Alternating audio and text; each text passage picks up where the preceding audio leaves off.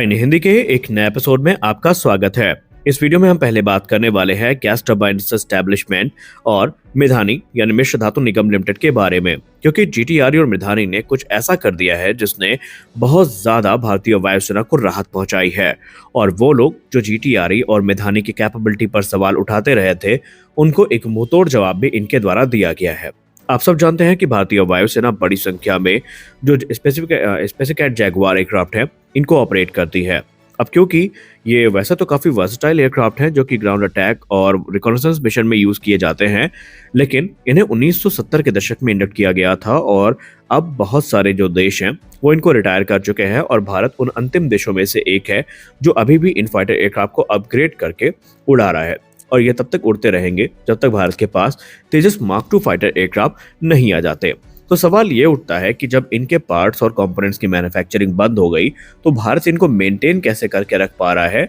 और भारत न सिर्फ मेंटेन करके रख पा रहा है बल्कि इनको अपग्रेड भी कर पा रहा है। तो इसका श्रेय जाता है गैस टरबाइन एस्टेब्लिशमेंट और मिश्र धातु निगम लिमिटेड को। जी हाँ, ये दो कंपनियां या दो संस्थाएं जैगुआर की परफॉर्मेंस को सुनिश्चित करने में और इनको एयरवर्दी बनाए रखने में अपना 100% दे रही हैं। जैगुआर फाइटर्स को पावर करने के लिए एडोर मार्क 102 टर्बोफैन इंजन का यूज किया जाता है, जिनमें से प्रत्येक इंजन 22.75 न्यूटन का ड्राइव थ्रस्ट जनरेट करते हैं। अब क्योंकि इनके स्पेयर पार्ट्स का प्रोडक्शन बंद हो चुका है और निसंदेह अगर स्पेयर पार्ट्स ना मिले तो फिर इंजन पूरी तरीके से यूज करने लायक नहीं रहेंगे, लेकिन मिश्र धातु निगम लिमिटेड और गैस टरबाइन एस्टेब्लिशमेंट और हिंदुस्तान एरोनॉटिक्स लिमिटेड के कोलैबोरेशन में इन समस्याओं का समाधान भी निकाला जा चुका है। मिश्र धातु निगम लिमिटेड की भूमिका इसमें सबसे महत्वपूर्ण है, क्योंकि वो एडोर इंजन के लिए जो पार्ट्स और कंपोनेंट्स की मैन्युफैक्चरिंग है उसको लगातार कर रहे हैं। और हाल ही में उन्होंने ट्विटर पर एक ट्वीट के माध्यम से अवगत भी करवाया है कि वो लगातार जो कोर पार्ट्स हैं इंजन के, उनको भारत में ही बना रहे हैं। और अपनी सक्सेस का प्रमाण देते हुए उन्होंने ये भी कहा कि हाल ही में 200 high pressure compressor disk forging जो है वो HAL को सप्लाई करी जा चुकी है। ये कंपोनेंट्स इंजन परफॉर्मेंस के लिए काफ़ी महत्वपूर्ण होते हैं, क्योंकि ये कंप्रेशर स्टेजेस के पार्ट होते हैं जहां पर एयर को प्रेशराइज किया जाता है इससे पहले कि वो कंबशन में जाए। और जो पार्टनरशिप है मिश्र धातु निगम लिमिटेड और डिफेंस मेटलर्जिकल रिसर्च लैबोरेटरी यानी DMRL की, वो इसमें एक महत्वपूर्ण भूमिका निभा रही है, क्योंकि इन्होंने जो एडवांस्ड आइसोथर्मल फोर्जिंग टेक्नोलॉजी है उसको यूटिलाइज किया है और इन ऐसे पार्ट्स को बनाया है जिनकी रिलायबिलिटी और ड्यूरेबिलिटी काफ़ी ज़्यादा अच्छी है, ताकि मिलिट्री ग्रेड ऑपरेशंस की जो रिक्वायरमेंट है उसको पूरा किया जा सके। वहीं गैस टरबाइन एस्टेब्लिशमेंट की भूमिका को हम यहाँ पर भूल नहीं सकते। जीटीआरई के पास दशकों का जो इंजन मैन्युफैक्चरिंग का अनुभव है उसको वहाँ पर पूरी तरीके से यूटिलाइज किया जा रहा है,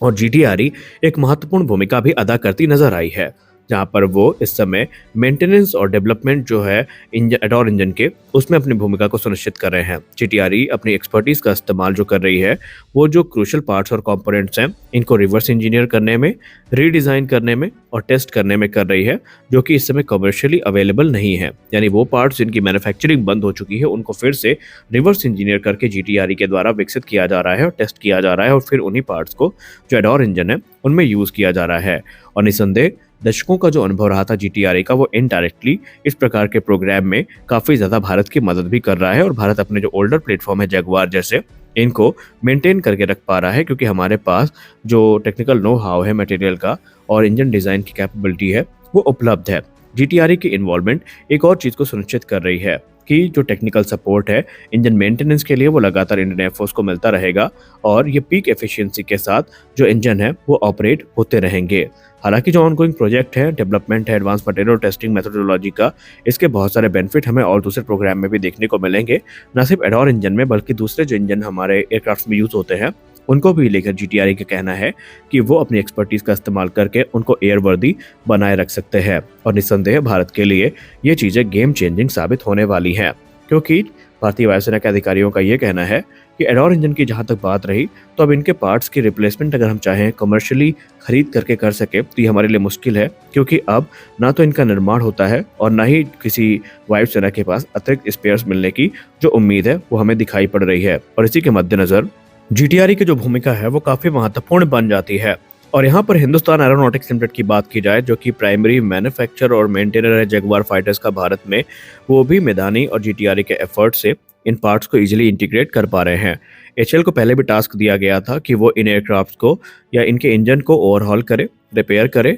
या फिर ज़रूरत पड़े तो अपग्रेड भी करे, और उन्होंने ऐसा किया भी। और बहुत सारे चैलेंजेस थे, क्योंकि मैंने फिर से कहा कि जो डिसकंटिन्यूड पार्ट्स थे इनको प्राप्त करना मुश्किल था। तो मिधानी की सहायता से ये काम हो चुके हैं और एचएएल लगातार अपनी फैसिलिटीज़ का यूज़ करके इन एयरक्राफ्ट और इंजन पार्ट्स को लगातार मैन्युफैक्चर कर रहा है और ओवरहॉल भी कर रहा है, और ऑपरेशनल स्टैंडर्ड के हिसाब से एयरक्राफ्ट को तैयार रखने का प्रयास किया जा रहा है। यहाँ पर कोशिश ये है कि किसी भी प्रकार से 2030 की जो टाइमलाइन है वहां तक इन इंजन्स को मेंटेन करके रखा जा सके, इन एयरक्राफ्ट की फ्लीट को मेंटेन करके रखा जा सके, क्योंकि हम सब जानते हैं 2030 वो समय होगा जब तेजस मार्क टू प्रोडक्शन क्लियरेंस को ऑलमोस्ट प्राप्त कर चुके होंगे, और ऐसे में फिर भारत की जो समस्याएं हैं वो काफी कम हो जाएंगी। गैस टरबाइन एस्टेब्लिशमेंट की जहां तक बात रही, तो जीटीआरई क्योंकि इस समय अलग अलग प्रोग्राम्स में बिजी है, और सिर्फ जगुआर ही नहीं बल्कि दूसरे एयरक्राफ्ट जैसे कि मिराज 2000 हो गए, मिग 29 यूपीजी हो गए, इनको मेंटेन करने में भी जो जीटीआरई की भूमिका है वो काफ़ी अहम है। और आपको बता दें कि हाल ही में जो 240 इंजन के ऑर्डर प्लेस किए गए हैं,